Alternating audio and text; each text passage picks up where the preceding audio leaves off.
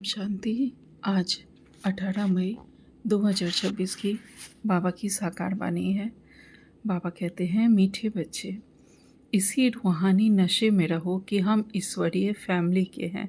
हम अपनी गुप्त दैवी राजधानी स्थापन कर रहे हैं। आज का प्रश्न है, बच्चों में कौन सी आदत पक्की हो तो सारा दिन खुशी बनी रहे। उत्तर में बाबा कहते, अगर सवेरे सवेरे उठकर विचार सागर मंथन करने की आदत हो तो सारा दिन अपार खुशी रहे। बाप की श्रीमत है, बच्चे अमृत वेले उठकर अपने आप से मीठी मीठी बातें करो, विचार करो। हम अभी किस फैमिली के हैं, हमारा कर्तव्य क्या है।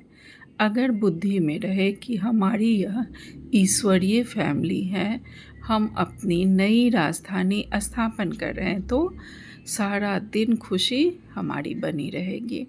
ओम शांति। बच्चे जानते हैं कि यह रूहानी परिवार, यह है हमारा रूहानी परिवार, ब्राह्मण परिवार, और वह सब है लौकिक वाले जिस्मानी परिवार। बाबा कहते हैं, यह है रूहानी परिवार, रूहानी बाप का यह परिवार। जैसे लौकिक घर में माता पिता बच्चे होते हैं, वह हुआ हद का परिवार।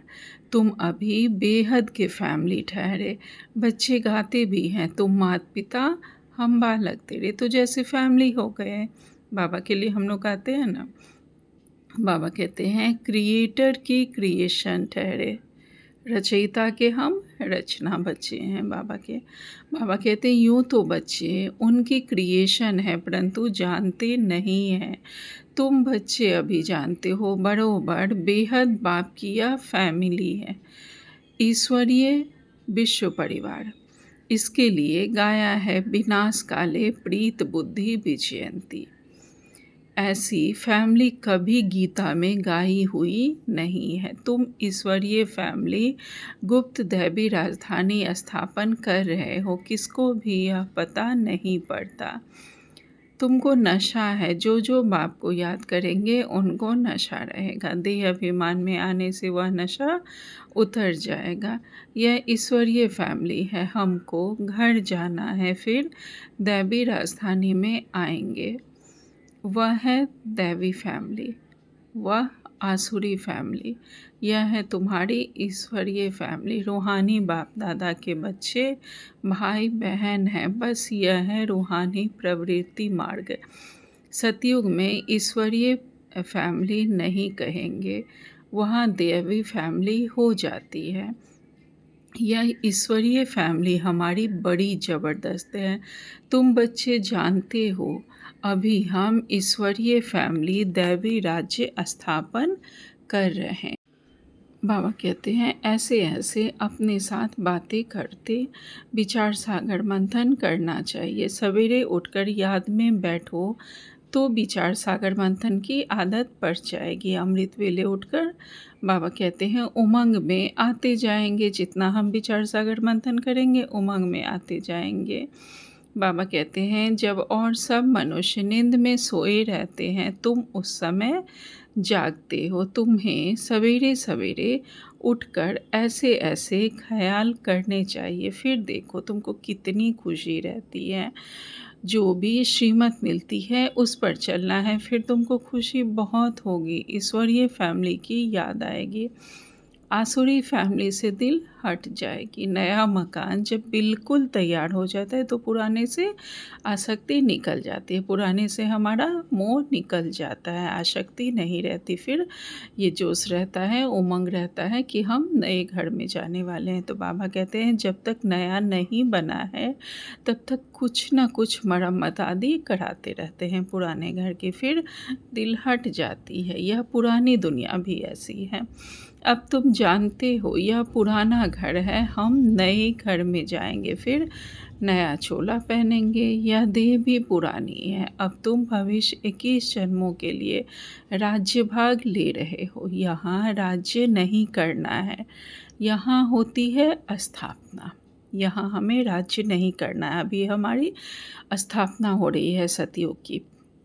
बाबा कहते हैं यह बातें सिर्फ तुम ही जानते हो, ये है भी यह गीता राजयोग है ना, इसे कहा जाता है सहज राजयोग। अनेक बार तुम इस राजयोग अभ्यास द्वारा दैवी राज्य स्थापन करते हो, वहाँ यह बातें याद नहीं रहेंगी। अगर वहाँ यह बातें याद रहे तो फिर खुश सुख ही न भासे।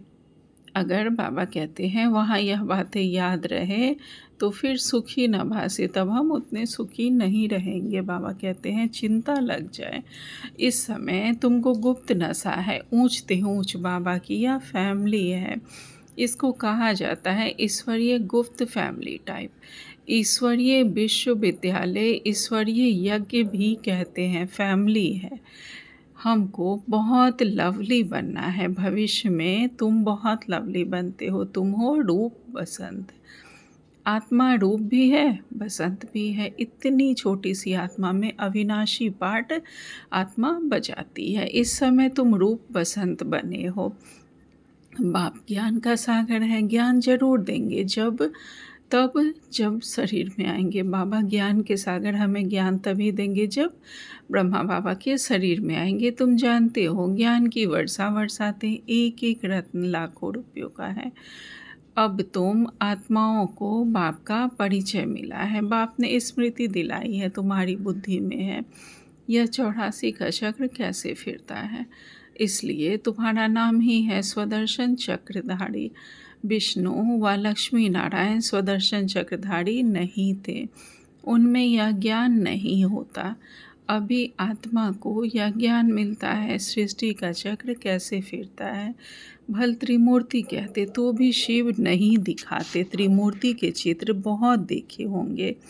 साकार में प्रजापिता ब्रह्मा तो यहाँ है ना, यह हो गया पुराना, बहुत पुराना ग्रेट ग्रेट ग्रैंडफादर, तो यह हुआ प्रजापिता ब्रह्मा का सिजरा। बाप सृष्टि रचते हैं ब्रह्मा द्वारा, ब्रह्मा बड़ा हुआ ना, दिखाते भी बूढ़ा है। यह 84 जन्मों का चक्र लगाया हुआ है। अभी तुम इन बातों को समझ गए हो, यह भी जानते हो कि बाप के तो सब बच्चे हैं, आत्माओं को बाप का परिचय देना है। अभी भारत का बहुत बड़ा कल्याण हो रहा है, सब आत्माएं पवित्र हो मुक्ति धाम में चली जाएंगी। भारत का भी बहुत बड़ा कल्याण हो रहा है।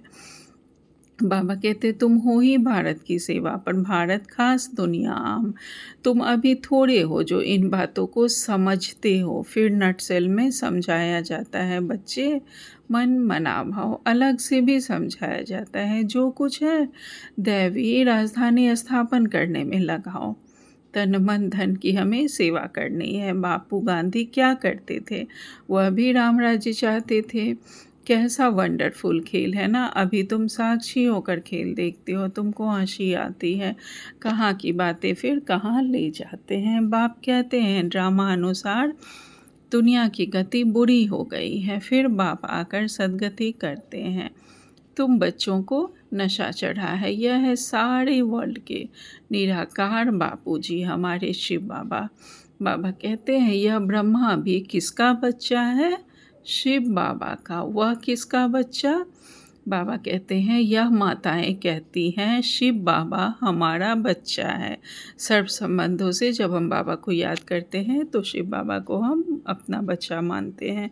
बाबा कहते हैं यह है शिव बाबा का खेल पाल, बाकी ध्यान दीदार में तो माया की बहुत प्रवेशता होती है। यह जो कहते हैं हमारे में शिव बाबा आते हैं, शिव बाबा यह बोलते हैं यह सब भूत की प्रवेशता है, तुम बच्चों को बहुत खबरदार रहना है। यह भूत की बीमारी ऐसे है जो दोनों जहां से उड़ा देती है। यह भी ख्याल नहीं आना चाहिए कि हम साक्षात्कार करें।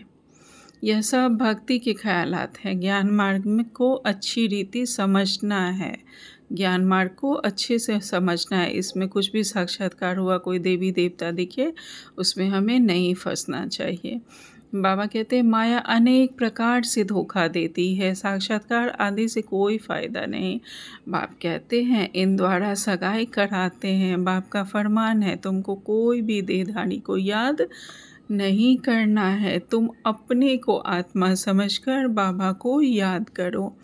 अपने कल्याण के लिए बाप को याद करना है। यह तो बहुत समझ की बात है।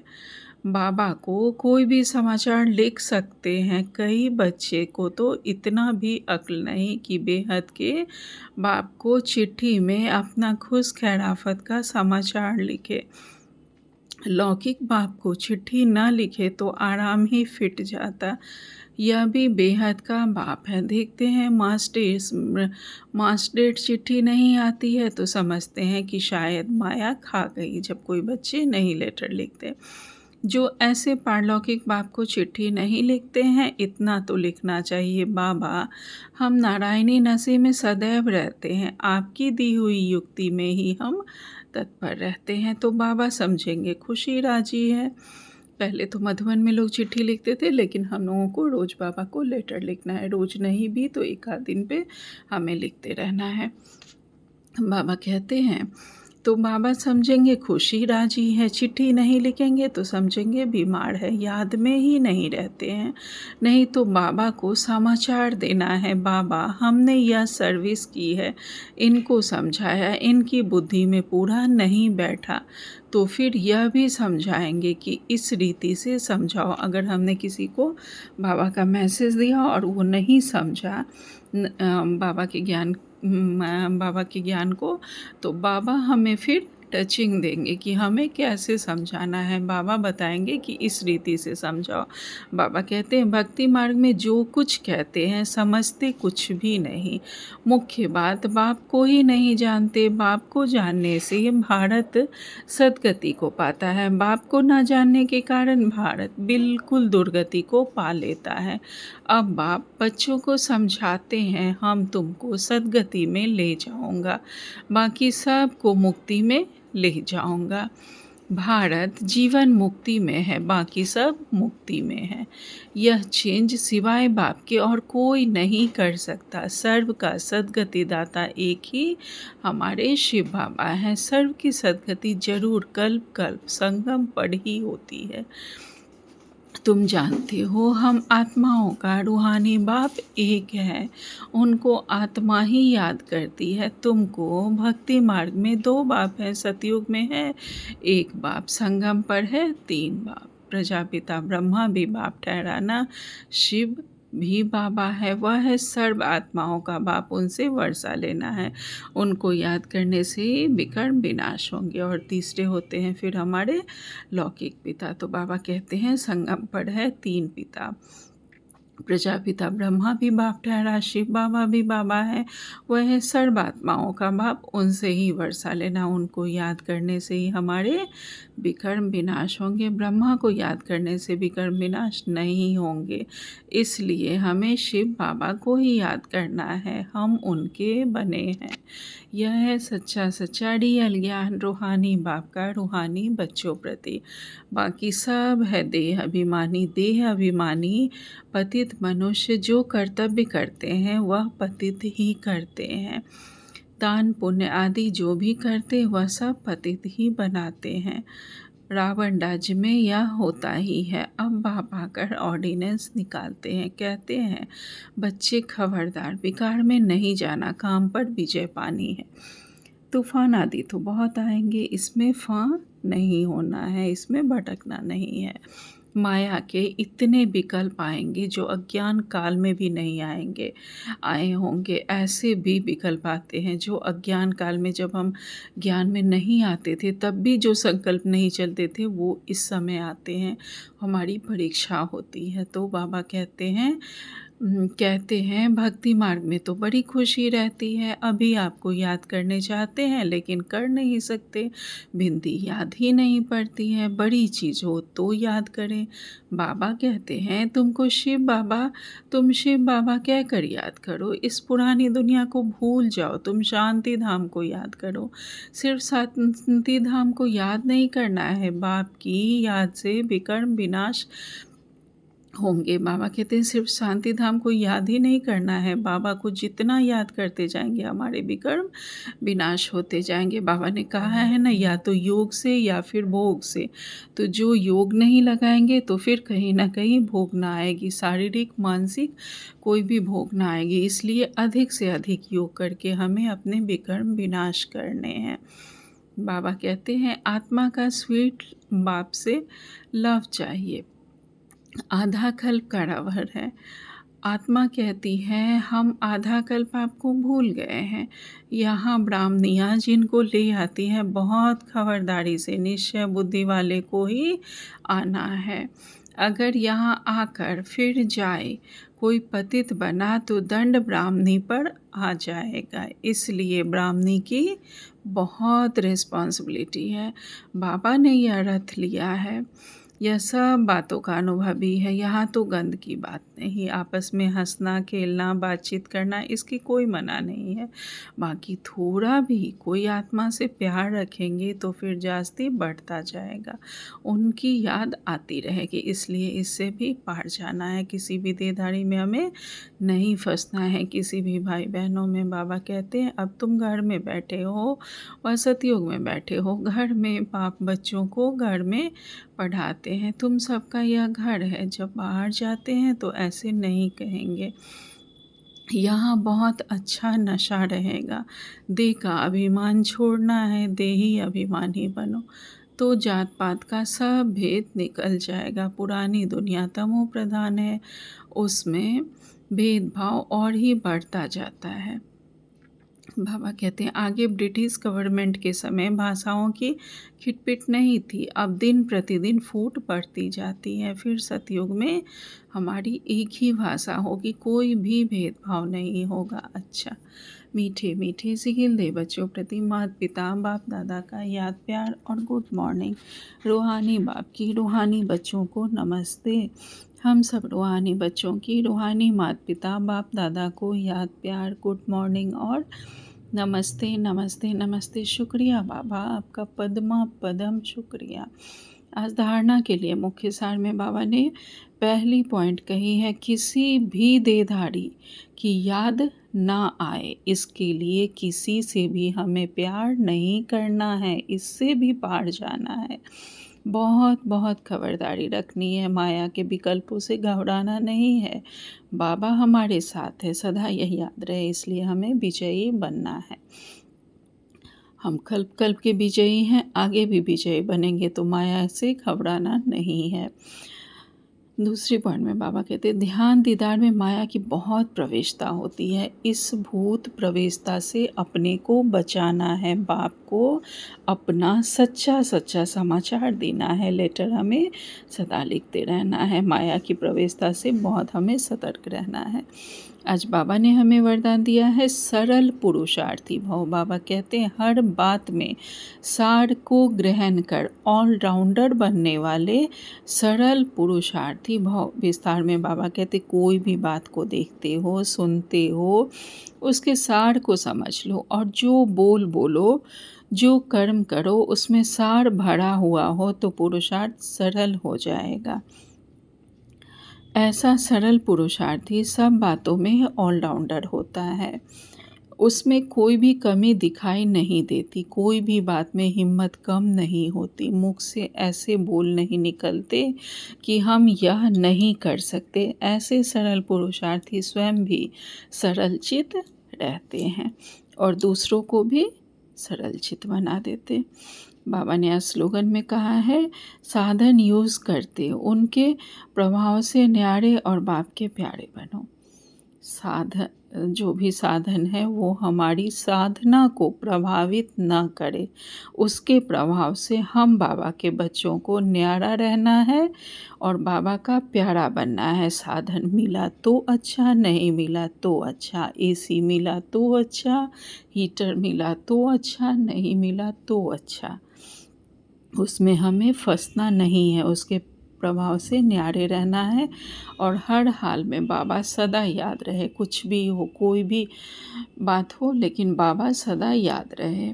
बाबा के प्यारे बनकर रहना है। आज का व्यक्ति सारे एक रस स्थिति बनाने के लिए सिवाय एक के और कुछ भी देखते हुए भी हमें नहीं देखना है, या जो कुछ देखते हो या कोई भी वस्तु रहने वाली नहीं है। जो भी आंखों से देख रहे हैं हम, वो सब रहने वाली नहीं है। तो एक रस स्थैर्यम तब रह सकेंगे जब कोई भी दृश्य देखते क्यों क्या की उत्पत्ति ना हो।